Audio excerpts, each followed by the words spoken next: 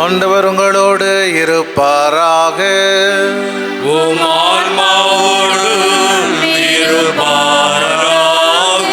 புனித மத்தேயு எழுதிய நற்செய்தியிலிருந்து வாசகம். ஆண்டவரே மாட்சி உமக்கே.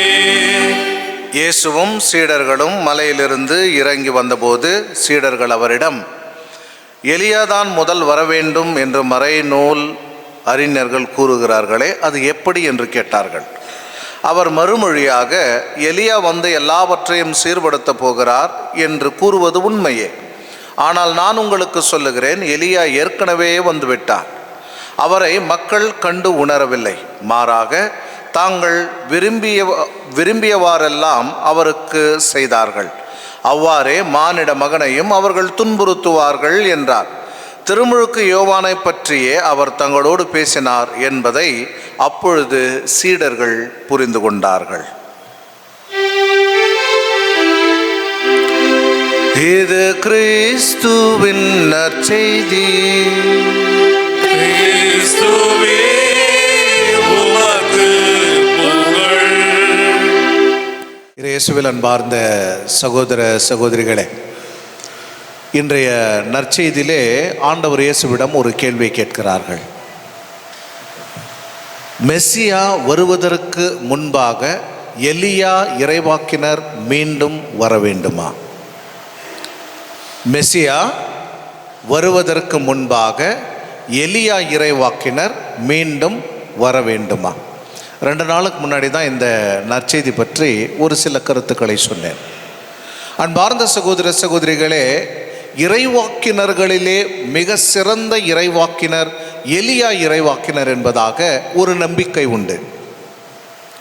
ஏன் என்று சொன்னால், ஆண்டவரை முழுமையாக உணர்ந்து மக்களுக்கு எடுத்து இயம்பிய ஒரு இறைவாக்கினர் என்பதாக எலியா இறைவாக்கினரை குறித்து பேசப்படுகிறது.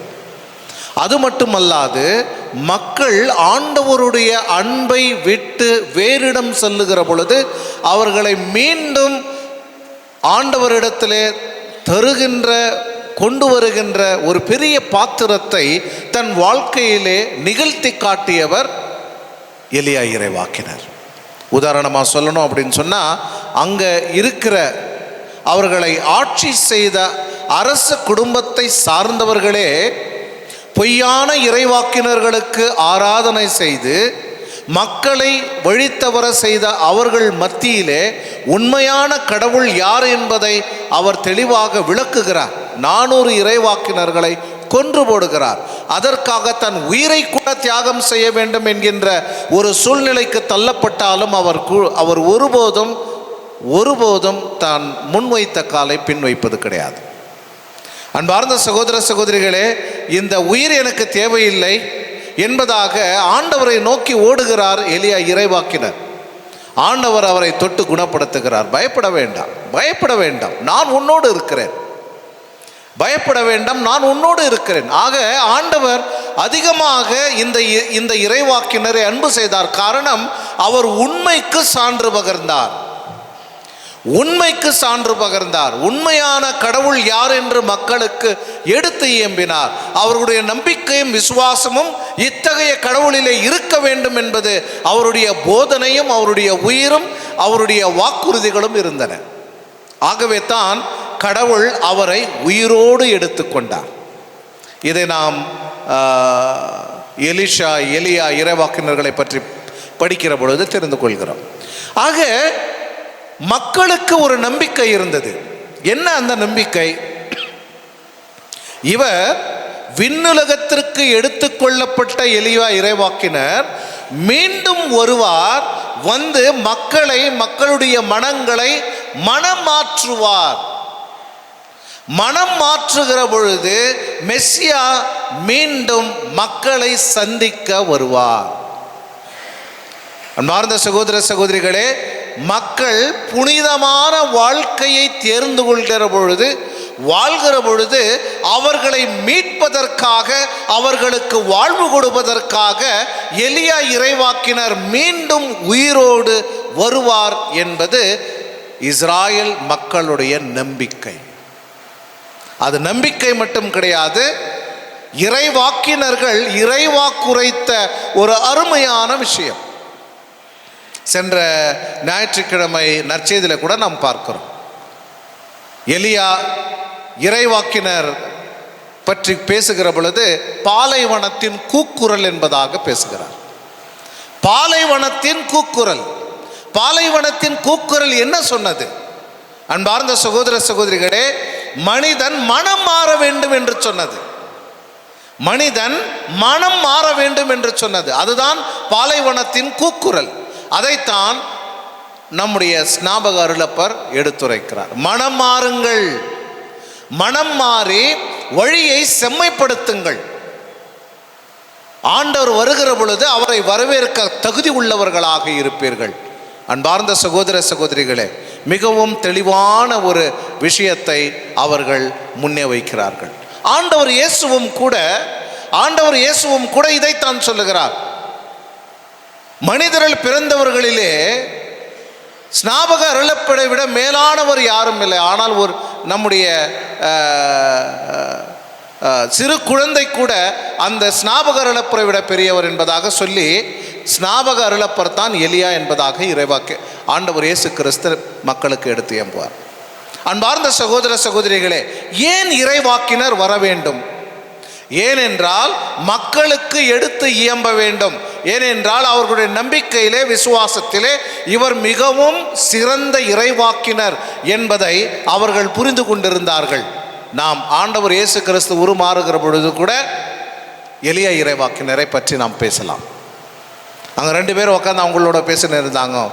புனித ராயப்பர் சொல்வார், 3 கூடாரங்களை கட்டுவேன், எலியாவுக்கு ஒன்றும், மோசேவுக்கு ஒன்றும், உமக்கு ஒன்றும். ஆக எலியா இறைவாக்கினர் என்பது அவர்களுடைய ஆன்மீக வாழ்க்கையில் மிகச்சிறந்த இறைவாக்கினராகவும், அவர்களை தயாரிக்கின்ற இறைவாக்கினராகவும், அவர்களுடைய நல்வழியிலே நடத்தி செல்கின்ற இறைவாக்கினராகவும் விளங்கினார். அவருடைய எண்ணங்களில் மட்டும் கிடையாது, இறை வாக்குகளிலும் இருந்தார். ஆக அன்பார்ந்த சகோதர சகோதரிகளே, ஆண்டவர் இயேசு கிறிஸ்து ஸ்நாபக அருளப்பரை பார்த்து இவர்தான் எலியா என்று சொன்னார். இவர்தான் எலியா என்று சொன்னார். இதிலே 2 விஷயங்களை நாம் கவனிக்க வேண்டும். முதலில், ஸ்நாபக அருளப்பர் உண்மைக்கு சான்று பகர்ந்தார். எதுக்குமே பயப்படல. அவர் எதுக்குமே பயப்படலை, யாருக்கும் பயப்படவில்லை. உண்மை இதுதான், இதுதான் உண்மை. இந்த உண்மையைத்தான் வாழ வேண்டும். இந்த உண்மைக்கு புறம்பாக நீ செல்கிற பொழுது பாவம் செய்கிறாய். ஆக அந்த பாவத்திலிருந்து நீ வெளியே வர வேண்டும். இதை தான் அவர் போதித்தார், ஆழமாக, தைரியமாக. அது ஏரோது வருகிற பொழுது கூட ஏரோதுவை பார்த்து சொல்லுகிறார், பாவம் செய்கிறாய், நீ அரசனாக இருக்கலாம், ஆனால் நீ பாவம் செய்கிறாய், பாவத்திலிருந்து விலகு. அன்பார்ந்த சகோதர சகோதரிகளே, அரசனும் பயந்தான் ஸ்நாபக அருளப்பரை பார்த்து. ஏனென்றால் அவர் உண்மைக்கு சான்று பகர்ந்தார், உண்மையோடு நின்றார், அந்த உண்மையை போதித்தார். அந்த உண்மை நிலைநாட்டுவதற்காக யார் வேண்டுமானாலும் அவர் எதிர்கொள்வார். அன்பார்ந்த சகோதர சகோதரிகள், மிகவும் முக்கியமான ஒரு விஷயம். 2வது, ஸ்நாபக அருளப்பர் இத்தகைய முடிவு அவருக்கு வரும் என்கின்ற சூழ்நிலைகள் அவருக்கு விளக்கியது. ஆண்டவருடைய வழியை செம்மைப்படுத்துங்கள் என்று போதித்ததோடு அவர் நிற்கவில்லை, உண்மைக்கு சான்று பகர்ந்தார்.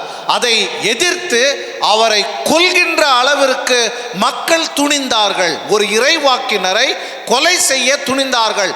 ஆனாலும் கூட ஸ்நாபக அருளப்பர் ஒருபோதும் தான் முன்வைத்த காலை பின் வைக்கவில்லை, சான்று பகர்ந்தார். இவர்தான் மெசியா, வரப்போகிறார்.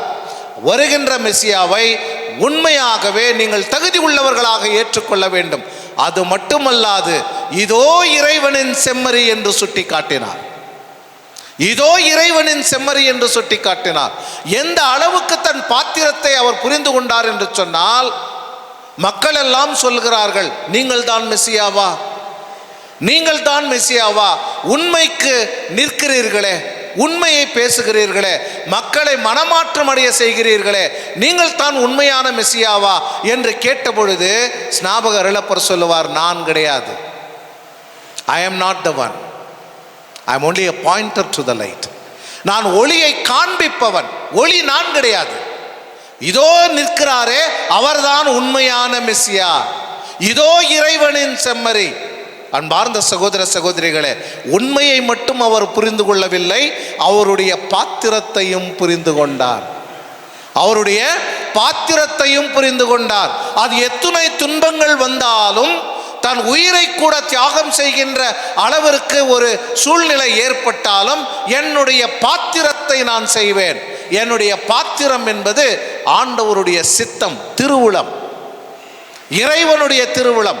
இறைவன் நம்மை இவ்வாறு தான் வகுத்திருக்கிறார், இதை நாம் செய்ய வேண்டும் என்பது இறைவனுடைய திருவுளம். அதை நிறைவாக செய்கிறார் புனித ஸ்நாபகரனப்பர். ஆகவே தான் ஆண்டவர் அவரை அதிகமாக புகழ்ந்து பேசுவார், அதிகமாக புகழ்ந்து பேசுவார். அன்பார்ந்த சகோதர சகோதரிகளே, நாம் திருவருகை காலத்தில் இருக்கிறோம். திருவருகை காலத்தில் இருக்கிறோம். அந்த பாலைவனத்தின் கூக்குரல் இன்றும் ஒலிக்கிறது.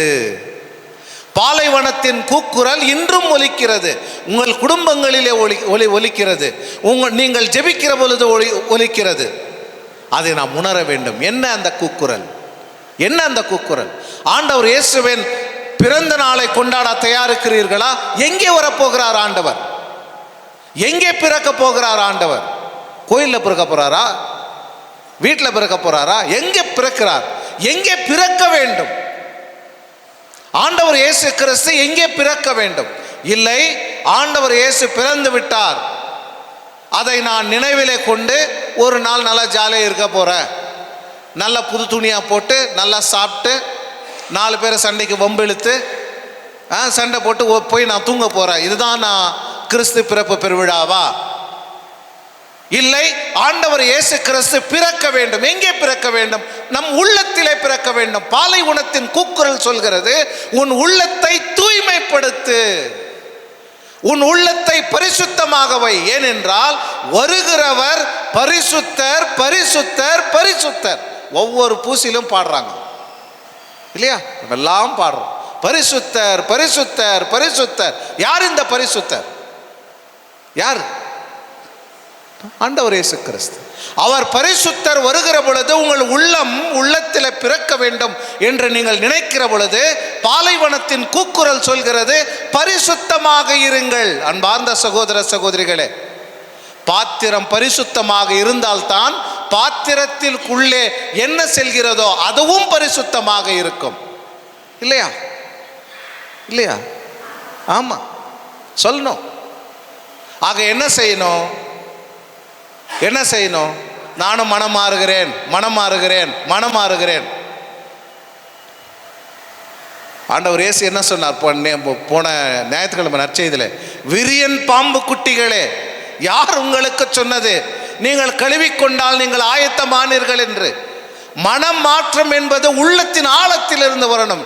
அதை நிலையாக இருத்தி கொள்ள வேண்டும். அன்பார்ந்த சகோதர சகோதரிகளே, இப்பொழுது நான் எதிலிருந்து சாமியும் மனம் மாறணும், எதிலிருந்து மனம் மாறணும்? நிறைய பேர் என்ன சொல்லுவாங்க, பாவ சங்கீதனம் செஞ்சியாப்பா அப்படின்னா, நான் என்னத்த பாவம் செய்கிறேன் சாமி, பாவமே செய்கிறதில்ல. காலையில் ஏந்திரிக்கிறேன், ஒரு 10 மணிக்கு பிரேக்ஃபாஸ்ட் ரெடியாக இருக்கும், சாப்பிட்றேன், பார்க் போகிறேன், அங்கே தூங்குறேன், மத்தியானம் வரேன், சாப்பிட்றேன், வீட்டில் தூங்குறேன், சாயங்காலம் வாக்கிங் போகிறேன், ஜீரணம் இல்லையா, திருப்பி நைட்டு சாப்பிட்றேன், தூங்குறேன். நான் என்ன பாவம் செய்கிறேன்? நீ சோம்பேறியாக இருக்கிறதே பெரிய பாவம், குடும்பத்துக்காக உழைக்காமல் இருக்கிறதே பெரிய பாவம், பிள்ளைகளுக்கு ஒரு உதாரணத்தை கொடுக்காமல் இருக்கிறதே பெரிய பாவம். இல்லையா? பாவம் என்பது ஒவ்வொரு மனிதனிலேயும் இருக்கிறது, மனித உள்ளத்திலேயும் இருக்கிறது. யாருமே சொல்ல முடியுமா, நான் கெட்டதையே யோசனை பண்ணுறதில்ல சாமி அப்படின்னா நான் யோசனை பண்ணுறதே மறந்துட்டேன்னு அர்த்தம் இல்லையா? ஆக ஒவ்வொருவருக்குமே நம்முடைய குறை என்ன, நம்முடைய பாவம் என்ன, நான் செய்கிற தவறு என்ன, என்னை அசுத்தமாக்குகின்ற விஷயம் என்ன என்பதை நாம் தெரிந்து வைத்திருக்கிறோம் இல்லையா? அது வெளியே சொன்னால் நமக்கு வெட்கக்கேடு, அதனால வெளியே சொல்றதில்ல. என்ன செய்யணும்? ஆண்டவர்கிட்ட சொல்லுங்க, ஆண்டவரே இதுதான் என் பெரிய வீக்னஸ், என் வாய் தான் எனக்கு பெரிய வீக்னஸ். உதாரணமாக சொல்லணும்னா, என் வாயை திறந்தாவே பிரச்சனை தான், நான் என்ன செய்ய? வாய்க்கு ஒரு பூட்டு போடுன்னு ஆண்டவர் சொல்லுவார். வாய்க்கு ஒரு பூட்டு போடுன்னு ஆண்டவர் சொல்லுவார். இந்த வாயை திறந்து நான் எத்தனை பாவம் செய்திருக்கிறேன், எத்தனை பேருடைய வாழ்க்கையிலே நான் தவறான விஷயங்களை நான் எடுத்து இயம்பிருக்கிறேன். அதை நாம் மாற வேண்டும். ஆண்டவர் இடத்துல எடுத்து சொல்ல வேண்டும், ஆண்டவரே இதுதான் என் பாவம், இதுதான் என் தோஷம், நான் என்ன செய்யணும், இதிலிருந்து வெளியே வர வேண்டும். அப்பொழுதுதான் என்னுடைய ஆன்மா என்பது பரிசுத்தமாகிறது. என்னுடைய ஆன்மா என்பது பரிசுத்தமாகிறது. பரிசுத்தமான ஆன்மாவிலே ஆண்டவரை வரவேற்க வேண்டும். இதுதான் கூக்குரல், இதுதான் ஸ்நாபகரலப்பரின் கூக்குரல், இதுதான் எலியாவின் கூக்குரல். ஆகவே ஆண்டவர் சொல்லுகிறார், ஸ்நாபகரலப்பர் இப்பொழுதே மக்களை கழுவ ஆரம்பித்து விட்டார். மனம் மாறியவர்களுக்கு அந்த ஞான ஸ்நானத்தை கொடுக்க ஆரம்பித்து விட்டார். ஆக வருகின்ற எலியா அவர்தான், வரவிருக்கின்ற எலியா அவர்தான். ஆக எலியா வந்திருக்கிறார் என்று சொன்னால் மெசியா உயிரோடு இருக்கிறார். ஆனால் மக்கள் அவர்களை ஏற்றுக்கொள்ளவில்லை. அன்பார்ந்த சகோதர சகோதரிகளே, இன்றைய நற்செய்தியிலே அருமையாக சொல்லப்படுகிறது. ஆண்டவர் பேசுகிற பொழுது அவர்கள் புரிந்து கொண்டார்கள், ஸ்நாபக அருளப்பர் தான் வரவிருக்கின்ற எலியா என்று. ஆனால் ஆண்டவர் இயேசுவை முழுமையாக ஏற்றுக்கொள்ள அவர்களால் முடியவில்லையே. ஆண்டவர் இயேசுவோடு இருந்தவர்களே இவ்வாறு என்று சொன்னால் ஆண்டவர் இயேசுவை எதிர்த்தவர்கள் எப்படி புரிந்து கொள்வார்கள்? எப்படி புரிந்து கொள்வார்கள்? அன்பார்ந்த சகோதர சகோதரிகளே, ஆதலால் தான் அவர்கள் வந்த மெசியாவை கைவிட்டு இன்னும் வராருன்னு காத்துன்னு இருக்கிறாங்க. ட்ரெயினை போக விட்டு டிக்கெட்டை கையில் வச்சுன்னு இன்னும் காத்துன்னுக்குறாங்க. வருமா ட்ரெயின் தான் போயிடுச்சு. அன்பார்ந்தவர்களே, ஆண்டவர் இயேசு நம்மிலே பிறக்க வேண்டும். நம்மிலே பிறக்கும். திருச்சபை ஒவ்வொரு வருஷமும் கிறிஸ்மஸ் பெருவிழா எதுக்கு ஒவ்வொரு வருஷமும் கொண்டாடணும்? எதுக்கு கொண்டாடணும் ஒவ்வொரு வருஷமும்? எதுக்கு? சிரிச்சா வருஷத்தில் ஒரு முறையாவது நல்லா துணி வாங்கி கொடுக்குறாங்க ஃபாதர், இல்லையா? கவர்மெண்ட்லேருந்து லீவ் கொடுக்குறாங்க. அன்பார்ந்தவர்களே, நாம் பலவீனர்கள், பலவீனம் நிறைந்தவர்கள், தவறு செய்கிறோம், பாவம் செய்கிறோம். இதை விட வேண்டும். ஆண்டவருக்காக அதிகமாக நம்மை சமர்ப்பிக்க வேண்டும். பரிசுத்தமான விஷயத்தை ஏற்றுக்கொள்ள வேண்டும். நான் தவறு செய்திருந்தால் ஊதாரி மைந்தனை போல, ஆண்டவரே உமக்கு விரோதமாக நான் பாவம் செய்தேன், என் பாவத்தை மன்னியும், என் பாவத்தை மன்னியும். நான் மீண்டும் உம்மை ஏற்றுக்கொள்கின்ற உம்முடைய அன்பு திருமகனின் வாழ்க்கையிலே பிறக்கின்ற ஒரு அருமையான ஆசீர்வாதத்தை எனக்கும் என் குடும்பத்திற்கும் கொடுத்தருளும் என்று நாம் ஜெபிக்க வேண்டும். ஆகவே அன்பார்ந்த சகோதர சகோதரிகளே, நல்ல பாவ சங்கீர்த்தனம் செய்யுங்கள். எத்தனை பேர் வீட்டுக்கு வெள்ளை அடிச்சிட்டிங்க, சுண்ணாம்பு அடிச்சிட்டிங்க? இல்லை, அடிக்கலை, சும்மா கழுவி விடுறது தான். சும்மா கழுவி விடுறது தான், அவ்வளோதானா? நான் வழக்கமாக ஒரு விஷயத்த சொல்லுவேன். என்ன அப்படின்னா, இப்போ திடீர்னு பங்குசாமி வீட்டுக்கு கொண்டாருன்னு வச்சுக்கோங்களேன், வீடெல்லாம் அசிங்கமாக்குது, என்ன பண்ணுறது? க்ளீன் பண்ண முடியாது. நல்ல அழகான துணி எடுத்து போத்திடுறது அது மேலே, இல்லையா? போச்சிட்டா ஒன்றும் தெரியாதுல்ல, பெருக்காது, கூட்டாது, துடைக்காது, ஒன்றுமே தெரியாது. அப்போ அழகாக துணி போட்டு மூடிட்டா என்ன ஆகுது? எல்லாமே மறைஞ்சிருது. அப்போ எல்லாமே பரிசுத்தமாக்குது அப்படின்னு பங்குசாமிக்கு தெரியும். பல நேரத்தில் நம்முடைய திருவிழாக்கள் அவ்வாறு தான். எதை நாம் சுத்தப்படுத்த வேண்டுமோ அதை அழகான துணி போட்டு மூடி வைக்கிறோம், அழகான துணி போட்டு மூடி வைக்கிறோம். ஆகவே தான் ஆண்டவர் சொன்னார், பரிசேயர்களை பார்த்து, நீங்கள் எல்லாம் வெள்ளை அடிக்கப்பட்ட கல்லறைகள், மேலே தாயா நல்லா தெரியுறீங்க, உள்ள பார்த்தா அசிங்கயா. ஆக என்ன செய்யணும்? அந்த அசிங்கத்தை எடுக்க வேண்டும். ஆகவே அன்பார்ந்த சகோதர சகோதரிகளே, திருவருகை காலத்தில் இருக்கிறோம். ஆண்டவர் இயேசு கிறிஸ்துவின் வருகைக்காக காத்திருக்கிறோம். நல்ல பாவ சங்கீதனம் செய்யுங்க, நல்ல பாவ சங்கீதனம் செய்யுங்க. உள்ளத்தின் ஆழத்திற்கு வெள்ளையடிங்கள். அதை அன்பு, இரக்கம், பரிவு, பாசம், அமைதி, சமாதானத்தோடு ஆபரணங்களாக அதை அலங்காரம் செய்யுங்கள். அப்பொழுது ஆண்டவர் இயேசு கிறிஸ்துவை நம் வாழ்க்கையிலே வரவேற்கின்ற தகுதியை நாம் பெறுவோம். ஆண்டவர் இயேசு தருகின்ற உண்மை, சமாதானம், சந்தோஷம் நம்முடைய வாழ்க்கையின் கொடைகளாக மாறும். அத்தகைய வரமும் ஆசிரும் நம்மில் இருக்க இறைவன் நம் அனைவரையும் ஆசீர்வதிக்கட்டும். ஆமென்.